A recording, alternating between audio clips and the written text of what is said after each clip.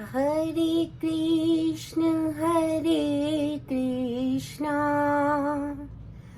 कृष्ण कृष्ण हरे हरे, हरे राम राम राम हरे हरे। हरे कृष्णा सभी भक्तों को मेरा दंडवत प्रणाम। आज हम श्रीमद् भगवद गीता जी के चौथे अध्याय के 11वें श्लोक पर थोड़ा विचार करेंगे।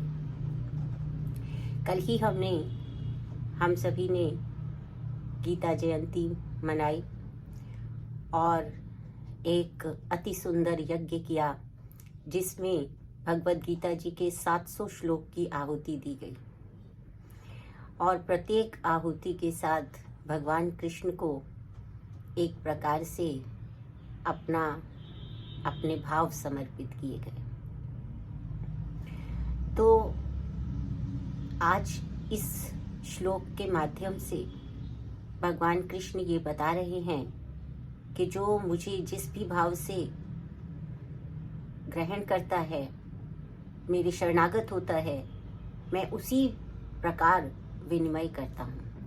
तो भगवान अर्जुन से कह रहे हैं कि यो यथा माम प्रपद्यन्ते तांस तथैव भजाम्यहम् मम वर्तमान वर्तन्ते मनुष्याः पार्थ सर्वशः। अर्थात जो जिस भावना से मेरी शरण ग्रहण करता है, मैं उसको उसी प्रकार से फल देता हूँ और सभी लोग जो हैं वो मेरे ही पथ का अनुसरण कर रहे हैं। हरे कृष्णा। तो भगवान यहाँ पर ये बताना चाह रहे हैं कि सभी लोग उन्हीं का अनुसरण कर रहे हैं, अर्थात किसी भी प्रकार के हमारे कर्म का फल जो देते हैं वो भगवान स्वयं देते हैं। हम सब जानते हैं कि ये पूरा संसार भगवान से व्याप्त है और परमात्म रूप में प्रत्येक कण कण में भगवान उपस्थित है। इसीलिए सभी मनुष्य प्रत्येक वस्तु में भगवान कृष्ण को खोज रहे हैं। तो भगवान यहाँ बताते हैं, इसकी जो तात्पर्य है उसमें श्रीपाद प्रभु जी बता रहे हैं। प्रभुपाद बताते हैं कि जो भगवान हैं वो सभी जगह पर व्याप्त हैं, कण कण में व्याप्त हैं। दिव्य जगत में वो क्या करते हैं कि जो शुद्ध भक्त है वो जिस भी प्रकार से उनकी सेवा करता है, वो सखा के रूप में करे, वो प्रेमी के रूप में करे, वो पुत्र के रूप में करे या पिता के रूप में करे, भगवान उसी भाव से उनको फल देते रहते हैं। और फिर यह भी कहा गया कि यह केवल दिव्य जगत में शुद्ध भक्त के लिए व्यवस्था नहीं की गई है, क्योंकि भगवान तो सबके लिए समान है। तो क्या करते हैं कि इस भौतिक जगत में भी यो यथा माम प्रपद्यन्ते, जिस प्रकार से भी वो जिस भावना से भी शरण लेता है वो उसका उसी भावना में प्रत्युत्तर देते हैं, विनिमय करते हैं, रेसिप्रोकेट करते हैं। जैसे कि कुछ लोग निर्विशेषवादी होते हैं जो निराकार ब्रह्म की सेवा करते हैं और वो अपने जीव के अस्तित्व को समाप्त कर देना चाहते हैं और उसी भगवान में लीन हो जाना चाहते हैं। अपने आध्यात्मिक जो उनका प्रभाव है उसका वो उसके लिए आत्मघात करते हैं, जीव का अस्तित्व मिटाकर आत्मघात कर रहे हैं। तो भगवान उनको निराश नहीं करते हैं, उन निर्विशेषवादियों को भी वो ब्रह्म में लीन कर देते हैं, ब्रह्म ज्योति तक उनको पहुंचा देते हैं। पर कुछ निर्विशेषवादी ऐसे भी होते हैं जो सभी प्रकार से अपनी सारी इच्छाओं को विनष्ट नहीं कर पाते हैं। इनके लिए भी भगवान व्यवस्था करते हैं। भगवान क्या कहते हैं, क्या व्यवस्था करते हैं कि वो इनकी सुप्त इच्छाओं को जो रह गई थी उनकी, उन्हें पूरा करने के लिए उन्हें भौतिक जगत में पुनः भेज देते हैं और फिर उसे अवसर देते हैं कि वो उन इच्छाओं को भी समाप्त कर पाए।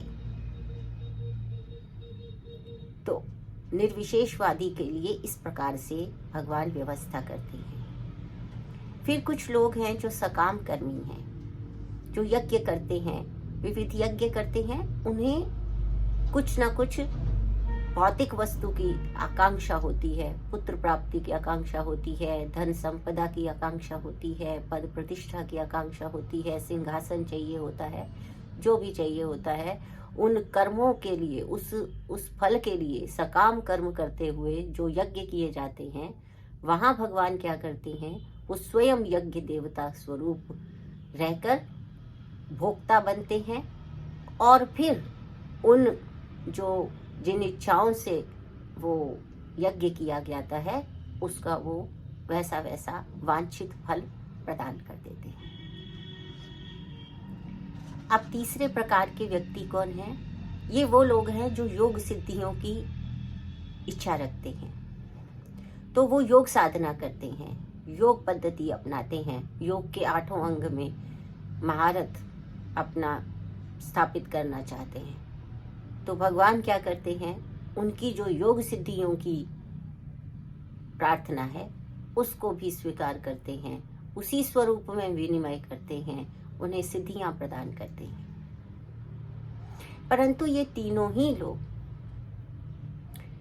उस आनंद को अनुभूत नहीं कर पाते हैं जो सगुण ब्रह्म की भक्ति में प्राप्त होता है। तो इसीलिए ऐसा वर्णन आया है, शास्त्र ऐसा कह रहे हैं, भागवतम में ऐसा कहा गया है। क्या कहते हैं? अकामः सर्व कामो वा मोक्ष कामा उदारधी। यानी जो उदारधी हैं, जो बुद्धिमान हैं, उदार हैं, वो क्या होंगे? चाहे वो अकाम हो या सर्व काम हो, तीव्रेण भक्ति योगेन व्रजेत पुरुषम परम। अर्थात ये सारे जो इन सबको एक साइड पे रख दिया जाए, इन सब चीजों को, चाहे ना तो निर्विशेषवादी बने, ना सकाम कर्मी बने, ना योग साधक बने। क्या करना है? इन सबको रख के और करना क्या है कि जहां पर उदारधी बनना है उसमें क्या करना है? तीव्रेण भक्ति योगेन, यानी कृष्ण भावना अमृत में लीन हो जाना है और केवल श्री भगवान की सेवा में ही अपनी इंद्रियों को प्रेरित करना है, प्रवृत्त करवाना है और कहीं भी नहीं। और उसी से जिस परम आनंद की प्राप्ति होगी वही हमारे जीवन का मूल लक्ष्य है।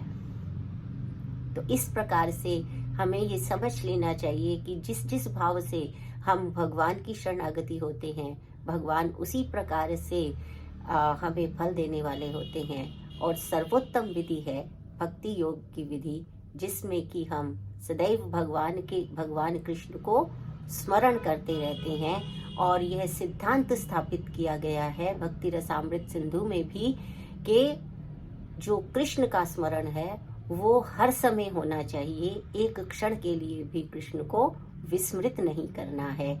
यही सच्चा भक्ति योग है और उसी में हम उस दिव्य जगत में विभिन्न भावों से भगवान के साथ संबंध में रह सकते हैं, सानिध्य में सेवा कर सकते हैं। हरे कृष्णा हरे कृष्णा।